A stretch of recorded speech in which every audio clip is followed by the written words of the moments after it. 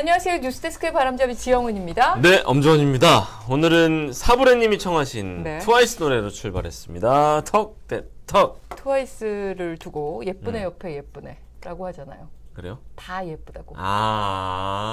그 외에 트와이스라는 이제 걸그룹 이름을 기억 못하면 그 외 있잖아. 예쁘네 옆에 예쁘네 있는 그룹이라고.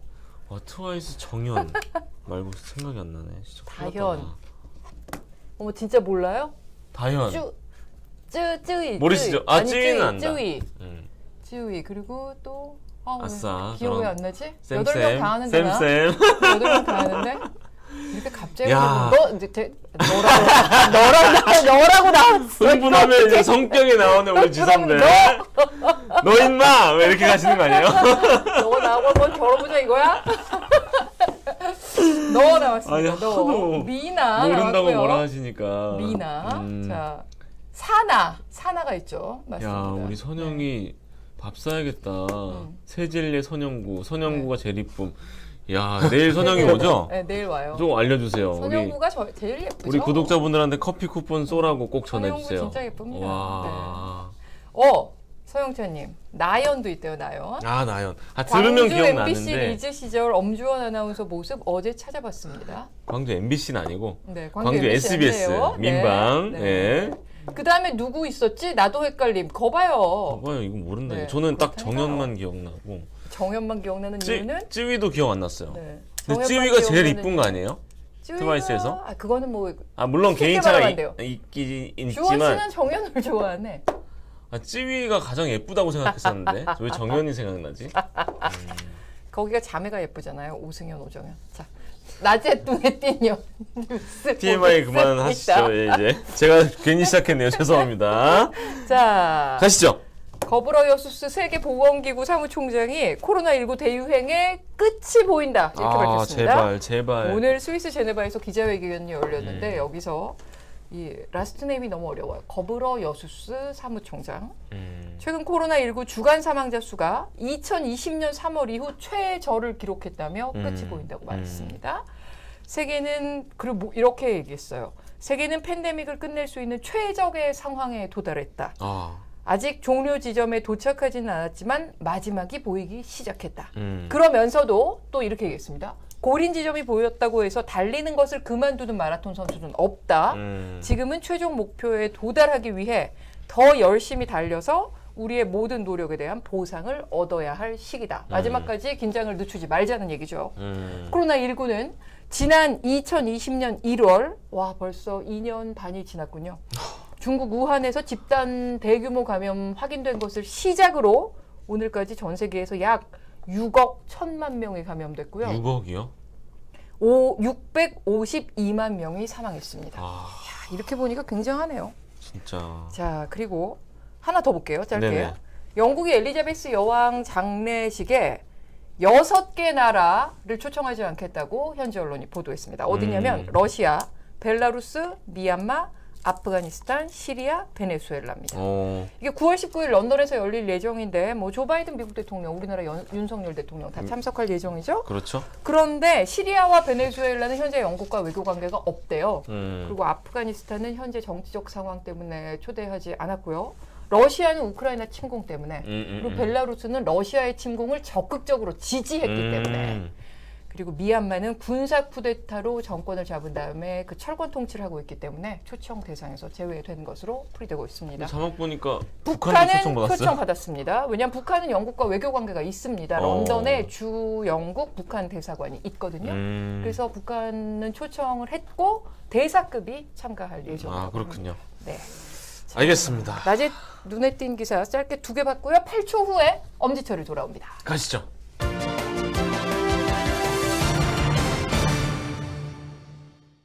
마중물님이 왜요? 자 우리 정 선배께서 아프신 한마디를 남기자면 1390.9원 스마트 머니는 어디로? 물음표 우선 인사부터 하시죠. 네. 정철증 형제평론가 어서 오십시오. 네, 안녕하세요. 경제 금융 소식을 정리하겠습니다. 머니톡 시작합니다. 시작도 너무 세게 들어가시는데요. 아니죠. 정철증 평론가는 다 아시니까 본론부터 들어간 거죠. 진도 나갑시다. 시작합니다. 자, 9월에 3개 관문이 있다. 이 얘기 우리 월 초에 했잖아요. 그렇죠. 첫 번째 관문, ECB의 통화정책회의는 기대한 대로 좀 풀렸습니다. 아주 잘 0.9% 풀렸었죠. 포인트. 아주 네, 잘 풀렸죠. 네, 맞습니다.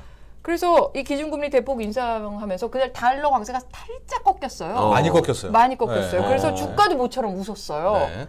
근데 슬프게도 두 번째 관문에서 세 번째 관문까지는 가지도 가지도 못했고 못했네. 두 번째 네. 관문에서 주저앉았습니다. 지금의 이 혼돈, 네. 또 지금의 이 킹달러, 네. 뭐 지금의 주식시장 어디로 갈지 모르는 이 모든 것들이 실은 9월에 있는 세 개의 관문에서 우리가 그렇죠. 파악할 수 있다는 네. 얘기를 하셨죠. 소통을 했어요. 했었고요. 첫 번째가 우리가 추석 연휴 직전 목요일 날 밤. 있었죠. 그때를 안 했었죠, 우리. 그때 우리 안 했죠. 프리데스크를 안 근데 했었죠. 22가 그 다음 주에 있다는 얘기를 그 전주에 그 했었죠. 전- 그렇죠. 전주에 예. 그러니까 지난주 목요일이겠죠. 네. 아, 유럽중앙은행이 자이언트 스텝을 밟았어요. 그러니까 0.75%포인트 기준금리를 올리고 그 힘든 유럽인데 라가르드 총재가 앞으로 2번 더 올리겠다 어우. 하고 강력한 긴축하겠다는 이야기를 하면서 실은 그때부터 킹달러가 이제 누그러지기 시작을 네. 한 겁니다. 그래서 달러 인덱스가 110이었던 게 109, 108, 107까지 내려갔고 우리 연휴 기간 동안에 4일 연속 세계 주식시장이 올랐고 우리도 오픈하자마자 오픈런이 됐죠. 그게 맞아요. 바로 이번 주 화요일이었습니다. 화요일이었어요. 맞아요. 그리고 화요일 날 밤에 이제 두 번째 관문이 있다고 했는데 네. 그게 바로 미국의 8월 8월 소비자 물가 상승률이었고 아. 세 개의 관문 중에서 가장 우리가 쉽게 본 관문이 이 두 번째 맞아요. 관문이었었습니다. 소비자 물가 왜냐하면 시장에서는 네. 좀 낙관적으로 봤거든요. 네. 그런데 물가 상승률이 일단은 전망치보다 8% 예측보다. 8.1이었는데 네. 이거보다도 높게 나왔어요. 8.3. 8.3이 나왔는데 실은 이거 가지고 이렇게 주식을 뺀 것은 아니라 이제 코어 CPI라고 국제유가와 네. 식료품 가격, 식품 가격 뺀 뺀. 물가를 보는 그 코어 물가가 실은 7월까지만 해도 5.9였는데 네. 5.9. 이게 6.3으로 근원 물가가 튀어오른 거예요. 그렇죠. 그러니까 알고 봤더니 우리가 8월은 와 물가 상승률 떨어질 거라고 기대했던 이유가 유가가 이미 떨어졌었으니까 당시에 또 식량 가격도 떨어졌기 네. 때문에 이제 비용은 떨어져서 무조건 빠진다라고 생각했는데 알고 봤더니 이거 외에도 임대료, 뭐 의료 관리비 이런 것들이 다 올라 서비스 있었던 물가가 다 서비스 오른 물가가 거죠. 다 올라 있어요. 네. 그러니까 이건 무슨 얘기냐? 인플레라는 불씨가 다 퍼졌다 이거. 아. 그러니까 산불이라고 치면 유가라는 불, 나무 하나에만 붙은 불이 아니라 다 퍼진 거 아니냐 이러면서 혼돈으로 두 번째 관문 통과하자마자 빠지게 됐고요. 이렇게 된다면 인플레이션 정점 이딴 거 다 집어쳐라 네. 하고 중앙은행은 더 정신 차려야 되지 않겠느냐. 그럼 금리 인상 폭도 또 속도도 더 빨라질 것이다라는 거에 이제 많은 이 많은 매도가 몰려들었고 또 하나가 좀 그 전문적이긴 한데 네네. 미국은 이제 목요일 밤 그러니까 오늘 밤이죠 하고 내일 시초가를 가지고 약간 복잡합니다. 우리가 선물 옵션 동시 만기일이 있는 것처럼 오늘과 내일 넘어가는 요때가 이제 소위 말하는 미국의 쿼드러플 위칭 데이예요. 근데 그동안에 보면 4일 연속 이렇게 시장이 오르면서 굉장히 이제 콜옵션 쪽동이 뚱뚱해졌는데 풋옵션이 이제 빠졌겠죠. 이거를 더 세게 누르면서 약간 기술적인 문제이긴 한데 한 2% 3% 뺄 거를 그냥 뭐 나스닥을 5%를 빼버리면서 폭락을 가게 되면서 이런 오늘 있을 이제 내만여의 날 미국의 쿼드러플 위칭 데이도 한 역할을 하게 되면서 이제 대폭락으로 두 번째 관문을 넘지 못했습니다. 네. 그래서 물가. 다시 달러도 강해졌고 네. 이제 뭐 우리나라도 난리가 났고 그렇게 된 거죠. 물가가 제일 문제인데 제가 충격적이었던 거는 제가 어릴 때부터 초코파이를 좋아하거든요. 네. 특히 오리오니 초코파이는 5,000원? 이거잖아요. 네. 12%가 올랐다는 게 어제 뉴스에 많이 나왔어요. 나왔어요. 이 물가 언제 잡힐까? 그게 가장 궁금한데 우리 전문가도 좀 예측하기 쉽지 않으시죠? 못 잡을 거, 그러니까 네. 못 잡는다가 아니라 꽤 오랜 기간. 네. 이제 이렇게 뭐 유가 때문이야, 뭐 아. 이상 기후 때문이야, 식료품 가격 때문이야. 원인을 따질 수 없는 상황이 돼버린 거죠. 이제 끝난 거예요. 완전 퍼져버린 거고 똑같이 뭐 짧게 설명해드리면 우리나라도 이제 이게 단순히 뭐 기름값은 당연히 그건 큰 거고 예, 이거 예. 외에도 다 오른 거죠. 그래서 말한 대로 이제 가공식품까지 온 겁니다. 식량에서 초코파이로 뭐 라면으로 이러다가 이제 택시비 요금이 오르죠. 오르죠. 네. 전기요금 하나 지금 억지로 붙잡고 있는데 계속 말씀드리지만은 10월에 또 올리는 한전적자 30조입니다. 뭐 아, 저런 걸 뭐 이거 수가 결국 없죠. 세금으로 메워줘. 이거 예. 결국 올리면 예. 이러면 물가 정점도 우리도 뭐 예단할 수가 없죠. 알겠습니다. 그럼 이제 당장 다음 주에 네. 이제 세 번째 네. 관문이 네. 남아 있습니다. 네. 현지 시각 21일 FOMC가 드디어 열립니다. 네. 지금까지 0.75%포인트 자이언트 스텝이 좀 대세였어요, 시장에. 네. 아, 근데 1%포인트 울트라 스텝 얘기가 그 8월 소비자 물가지수 나온 다음부터 슬슬 또 나오고 있습니다. 네. 어떻게 될 것 같아요? 그러니까 두 설마요. 번째 관문을 못 통과하니까 설마. 세 번째 관문에서는 예. 아예 컷. 네. 입구 컷을 당할 네. 가능성이 있다. 그 컷은 뭐냐? 기존에 우리는 지금 0.5 올린다 하다가 0.75야. 네. 그러니까 자이언트 스텝을 해서 이것도 출렁출렁 되다가 좋아 오케이 0.75%포인트까지 해봐. 해서 이제 주식시장이 그걸 안고 갔는데 예. 지금은 0.75%포인트가 아니라 빅 원, 뭐 울트라 스텝, 점보 스텝이라고 1%포인트를 이번에 올릴 거야. 네. 미국은 9월 20일, 21일이고요. 우리나라 시각으로는 다음 주 목요일, 목요일. 또 목요일인데. 또 목요일 이 시각에 그러면 다음 주 목요일에는 그러네요. FOMC 결과 나온 다음에 나온 우리가 다음에 하게 되는 얘기하기로 거죠. 했네요. 예, 나온 다음에 하게 되는 겁니다. 예, 네. 그렇게 되기 때문에 참.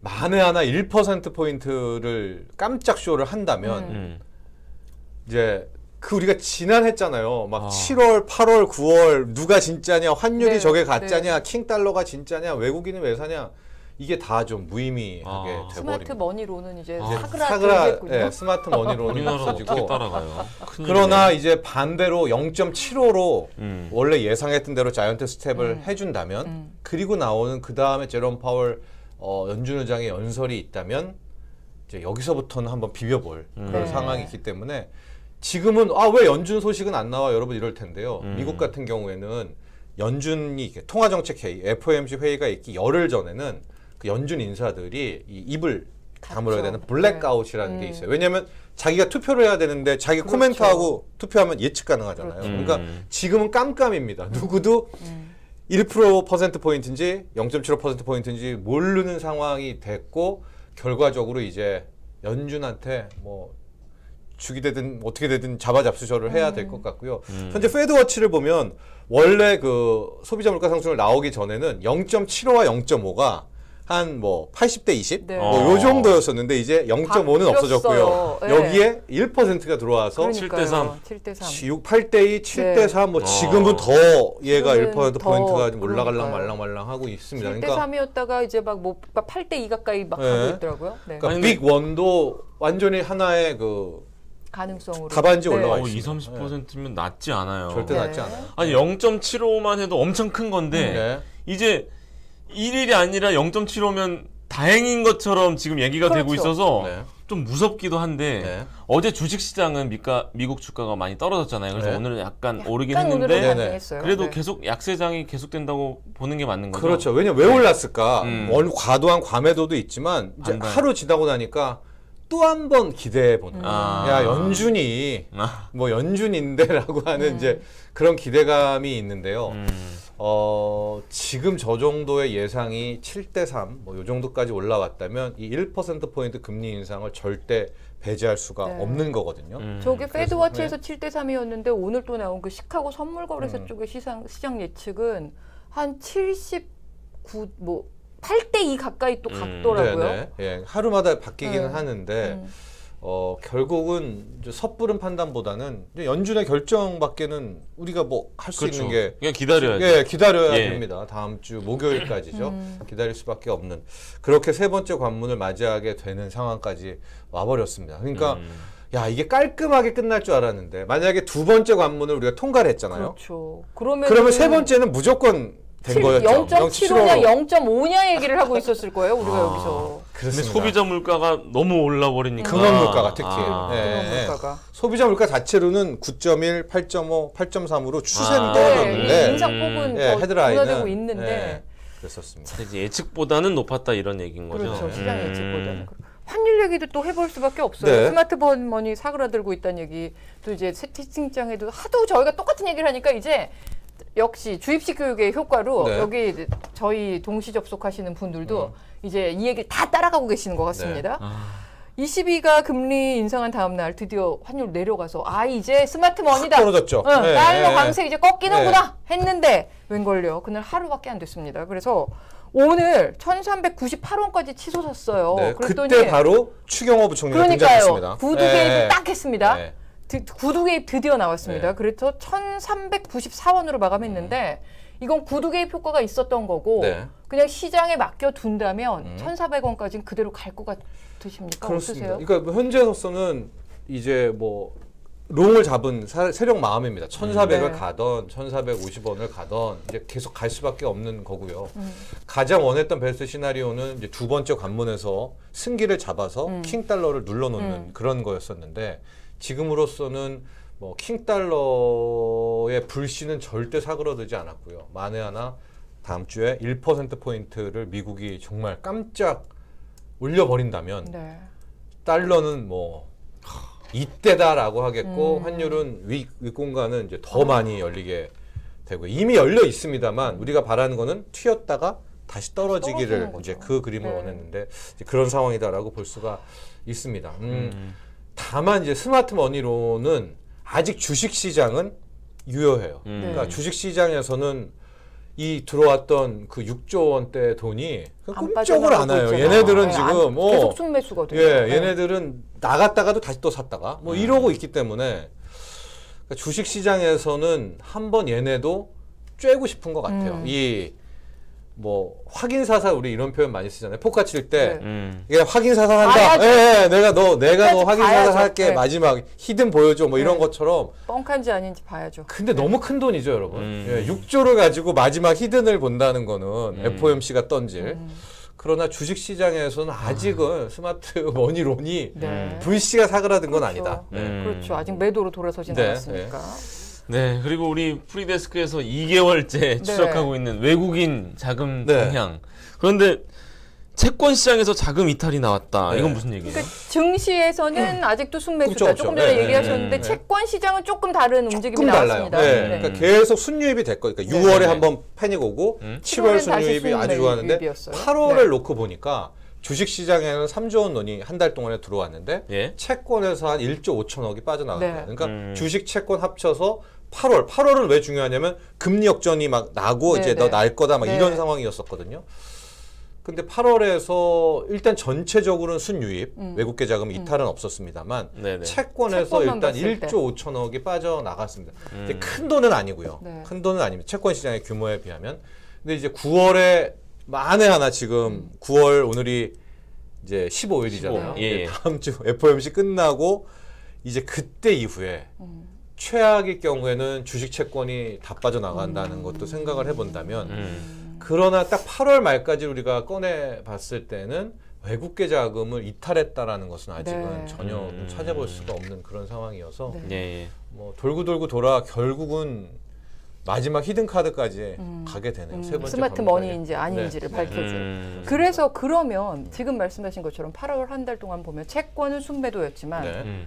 상장 주식은 순매수였단 네. 말이에요. 네. 그러니까 그리고 전체적으로 봤을 순유입이었죠. 때는 순유입이었어요. 네, 네. 들어온 자금이 더 많아요. 아직 남아있는 네. 걸 보면. 그럼 이거를 지금 말씀하신 것처럼 스마트머니의 머니로 해석할 수 있는 마지막 그 가능성이다. 네. 이렇게 해석해야 될까요? 이게 어떻게 보십니까? 그렇죠. 아마 그 들어온 돈들도 소비자 물가 상승률은 낮다고 네. 봤을 것 같아요. 근데 여기서 이제 뒤통수를 맞은 거고 그렇게 되니까 이제 연준까지 오게 됐는데 그럼 오늘부터 20일, 21일까지 그 들어온 걸 또 팔 수는 없잖아요. 그렇기 때문에 아마 뭐 선물이든 옵션이든 뭔가를 해지를 하고 있을 것 같습니다. 제 네. 예상에는. 그리고 나서 결국은 이제 22일 다음 주 목요일 날 어떤 행동이 나오겠죠. 연준의 결과에 따라서. 그럼 예. FOMC의 결과가 다음 주에 나오고 그게 우리는- 만약에 1%포인트였다라고 네. 한다면 아마 뭐 환율은 1,400 이상으로 넘겠고요. 그다음에 킹달러는 더 강해지겠고 그날은 아마 주식시장도 상당 부분 이탈이 나오게 됐고 그러면 자연스럽게 우리는 9월에 한국은행 금리 없잖아요. 네, 금통위가 없잖아요. 10월 중순에 있잖아요. 근데 10월에 어쩔 수 없이 우리 빅스텝을 0.5%포인트 인상으로 이창용 총재도 못 버티고 그렇죠. 갈 수밖에 없을 겁니다. 그때 격차를 줄여놓지 않으면 더 빠져나가겠죠. 네. 미국은 더 올릴 테니까. 그러니까. 11월에. 네. 그럼 따라가기가 너무 힘들고. 예. 그래서 10월에 우리도 빅스텝을 밟을 가능성이 굉장히 커지는 거죠. 그거 역시도 네. 다음 주 목요일 날이 그렇죠. 완전하게 계속 지켜봐야 되는 상황인 거죠. 지켜봐야 됩니다. 네. 알겠습니다. 이제 부동산 얘기도 한번 해볼까요? 네. 한 11분여 정도 남아 있는데요. 추석 연휴에 뭐 부동산 얘기 안 나왔을 리 없지 않습니까? 그렇죠. 요즘 뉴스에도 계속 하루하루 멀다 하고 나오고 있는데 집값이 계속 떨어지고 있고 또 근데 정부가 이걸 적극적으로 부양할 생각은 또 없어 보이고 그럼 이제 아직 더 떨어진다 이렇게 봐야 되는 거겠죠? 그렇죠. 그 우리가 지난 대선도 봤고요. 그 전에 선거도 봤지만 부동산 이슈가 갖고 있는 그 존재감, 영향력이 엄청나게 폭발력. 큽니다. 하고 그것은 오르는 것을 더 싫어하는 거죠. 이 표는. 그런데 이제 이걸 약간 정치공학적으로 해석한다면 총선이 이제 있잖아요. 2024년 뒤에 총선이 있는데 여당 입장에서는 지금 민주당이 워낙 다수당이니까 이거를 되돌리고 싶어하는 마음은 분명히 있겠죠.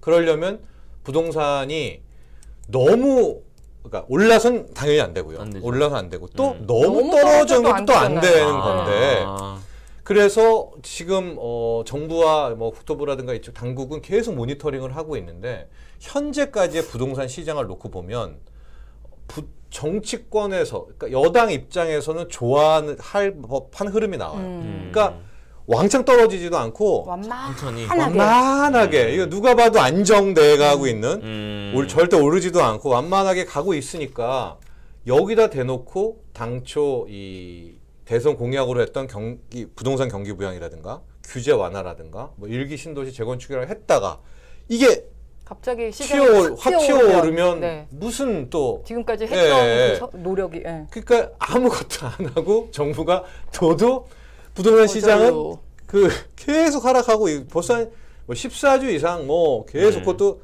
낙폭이 폭락도 안 나와요. 아마 여러분들이 더 잘 아시겠죠. 빠졌다 하는데 실제 폭은 오른 거에 비하면 없고. 아니, 오늘 기사는 13년 만에 세계 금융위기 이후 최고로 떨어졌다라고 했는데 그래도 얼마 안 되거든요. 이게 주간 하락률이기 때문에요. 얼마 안 되고 오른 거에 비하면 또 얼마 안 되고. 그렇죠. 너무 올라서.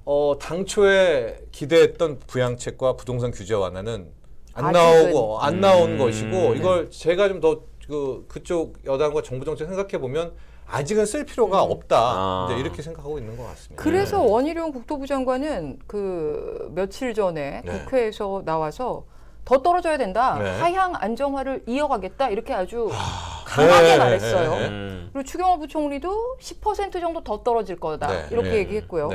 시장 상황은 어떻습니까? 근데 이게 또 말하는 것과 숫자를 보는 것과 시장에서 체감하는 건 좀 다를 수 있거든요. 시장에서는 어떻게 얘기를 하고 있나요? 그 이제 두 분의 발언을 좀 먼저 봐야 되는데 이제 추경호 경제부총리가 그때 관훈 클럽이었었나요? 이제 부동산 뭐 얘기하다가 그러니까 기자들이 이제 못 참고 더 노골적으로 질문하잖아요. 뭐 떨어뜨린다 하는데 그럼 얼마를 떨어져야 돼요? 라고 이제 완전 직설적으로 물어봤죠. 그래서 10%가 나온 거예요? 그러니까 현 가격에서 10%는 더 떨어져야 된다고 본다는 게 이게 추경호 부총리의 얘기였었고 그 전에 이제 원희룡 장관은 PIR이라는 구조. 그러니까 PIR? 소득을 가지고 내가 현재 뭐 중위권에 있는 집을 몇 년에 살 수 있는가. 이게 과거에 8년, 9년이었었어요. 10년 안짝이었었는데 지금은 이게 막 17년, 18년인 거예요. 아이고. 근데 생각해 보세요, 여러분. 월급을 우리가 한 푼도 안 쓸 수는 없잖아요. 없죠.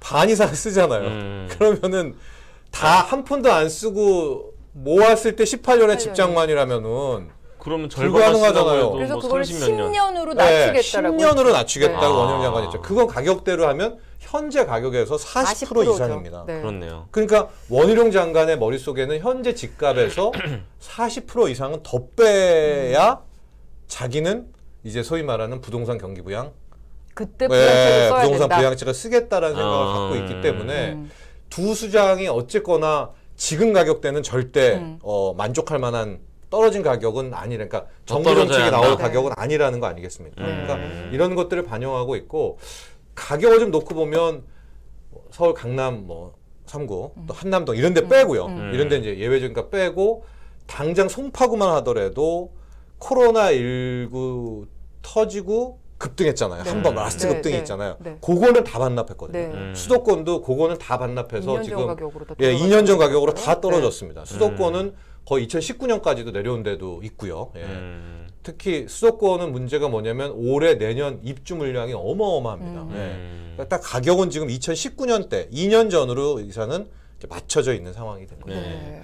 아니, 지금 9월 물론 이제 뭐 2, 3월보단 아니지만 새 학기잖아요. 네. 그럼 좀 이동을 할 수도 있는데 서울 월 거래량이 엄청 떨어졌다. 네. 뭐 9월 거래량은 지금 자막에도 나오겠습니다만 뭐 300건 뭐 이렇게 네. 얘기 나오는데 8월에 460건이라는 얘기가 어떻게 있더라고요. 어떻게 해요? 어떻게 해야 돼요?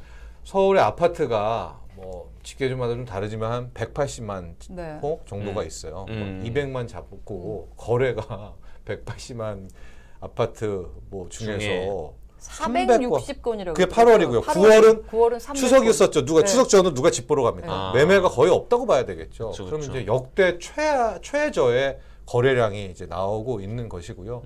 아마 우리 청취자분도 알겠지만은 지금 집 샀다는 사람, 집 산다는 사람도 아무도 없죠. 없습니다.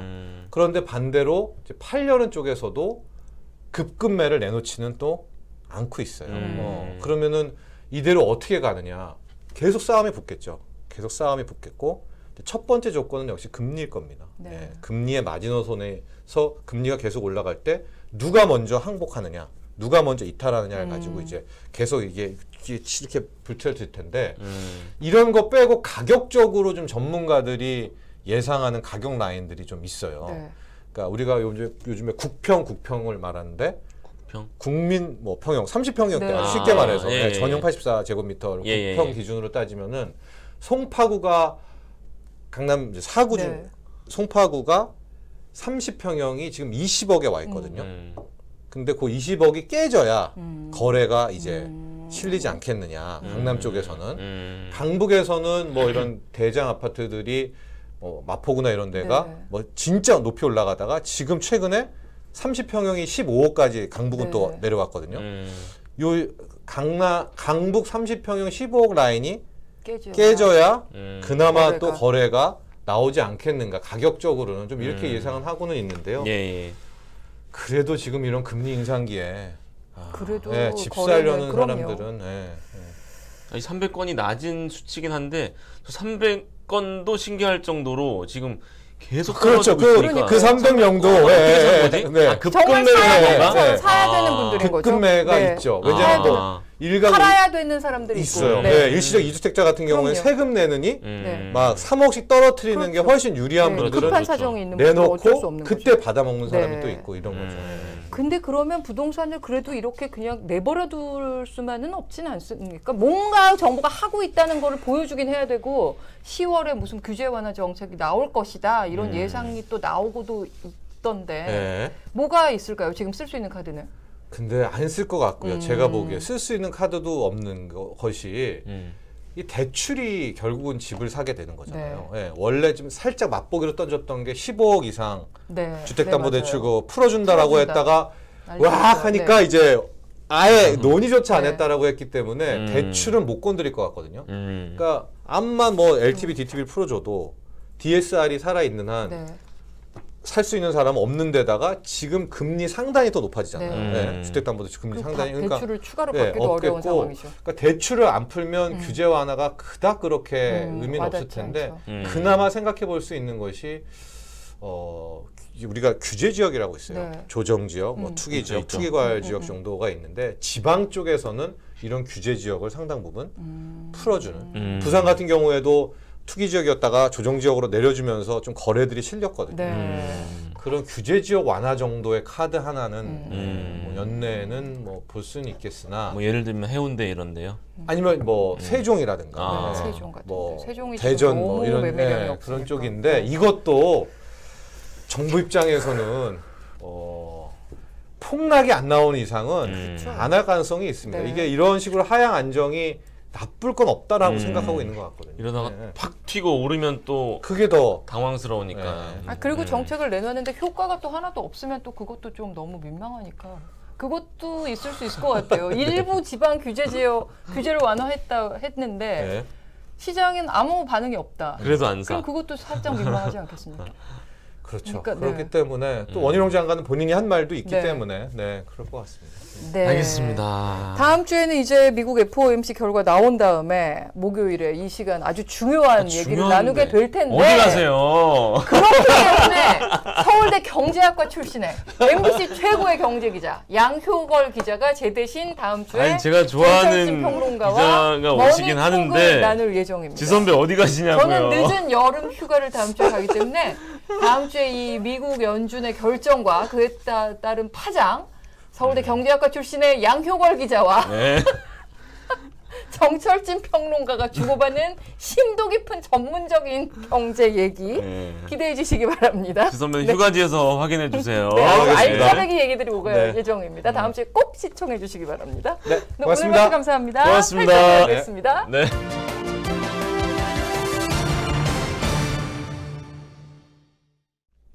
네, 1분 정도 남았네요. 얼른 가야겠네요. 자, 정말 네, 여름 휴가, 가을 휴가 아니고 네, 늦은 여름 휴가를 가는 겁니다. 예. 네. 휴가 가신 지 얼마 안 됐는데 왜 아니, 가자고 얼마 했다고 안 된 거 혼났습니다. 아닙니다. 네, 얼마 안 된 거 아니더라고요. 네, 인정. 얼마 안 되지 않았고 그건 20년 차 근속 그건 보상 그거는 상을 받은 겁니다. 알겠습니다. 자, 삼성전자 네, 소식으로 보겠습니다. 출발하죠. 제가 없는 걸 이렇게 싫어하시는군요. 감사합니다. 아니. 자, 전 세계에서 가장 많은 전력을 사용하는 기업이 그쵸, 삼성전자라고 그쵸. 합니다. 그럴 수밖에 없죠. 근데 삼성전자가 그 혁신적인 기술을 동원해서 지금 사용하고 있는 전력 자체를 2050년까지 모두 재생에너지로 전환하겠다. 탄소 중립을 선언하고 환경 경영을 오늘 선언했습니다. 이 소식이 오늘 뉴스데스크 톱입니다. 네. 그래서 반도체, 가전 등 전 제품의 전력 사용량을 줄이고요. 자원 순환을 극대화하겠다. 그리고 사업장의 물 사용량도 혁신적으로 줄이겠다. 이렇게 얘기했는데 삼성이 왜 지금 이런 친환경 경영을 선언하게 됐는지 그리고 이것이 앞으로의 삼성과 앞으로의 우리 경제에 어떤 긍정적인 영향을 줄지 우려되는 점은 없는지 예. 뉴스데스크 톱블록에서 살펴보겠습니다. 알겠습니다. 자, 이거 이 사건 끔찍한 상황 예. 일이 있었죠. 지금 시간이 다 됐는데 어제 밤 9시쯤에 서울 지하철 신당역 여자 화장실에서 그러니까요. 30대 남성, 20대 여성 영무원을 살해했습니다. 그 둘 사이에 해묵은 무슨 그런 있었죠. 일이 있었더라고요. 그래서 소송이 경찰도 있었죠. 보복살인으로 예. 보고 있는데 뉴스데스크에서 자세한 내용 확인하시고요. 부동산도 그리고 네, 있네요. 부동산 예. 그 주택 매수 심리 관련 기사도 오늘 준비되어 있고 수리남 정부가 이거 그 오늘 넷플릭스의 화제였어요. 드라마 수리남이 나가 인기를 끌자마자 우리는 마약국가가 아니다 하면서 제작사에 법적 조치를 하겠다고 고소하겠다. 정부가 공식적인 입장을 밝혔습니다. 자, 이어지는 자세한 내용은 뉴스데스크 시청해 주시고요. 공방에서 네, 확인해 주세요. 저는 내일 다시 오겠습니다. 감사합니다. 고맙습니다.